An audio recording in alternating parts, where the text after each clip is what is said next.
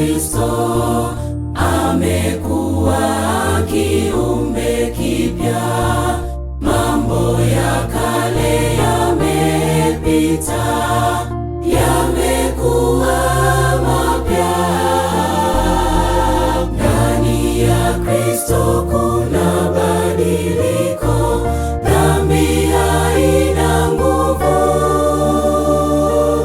Watu wote tunaitwa tuwe ndani ya Kristo.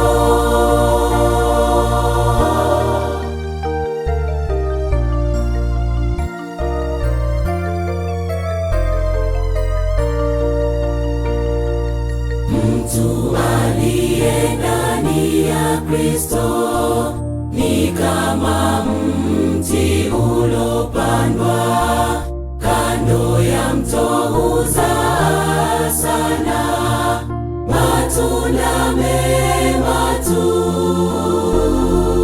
Ndani ya Kristo kuna badiliko, dhambi haina nguvu.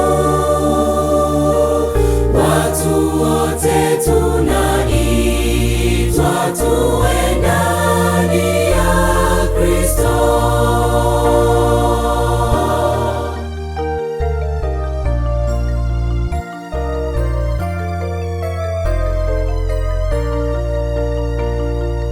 Mtu aliye ndani ya Kristo hutoa matunda mema tu, kwani humsikiliza Kristo, kiongozi bora.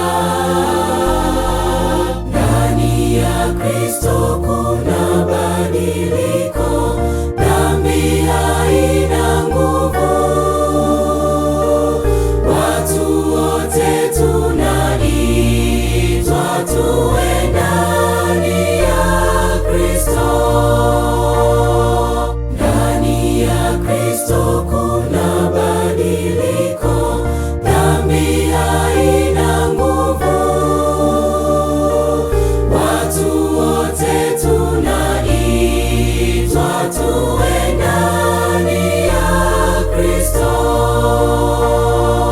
Watu wote tunaitwa tuwe ndani ya Kristo.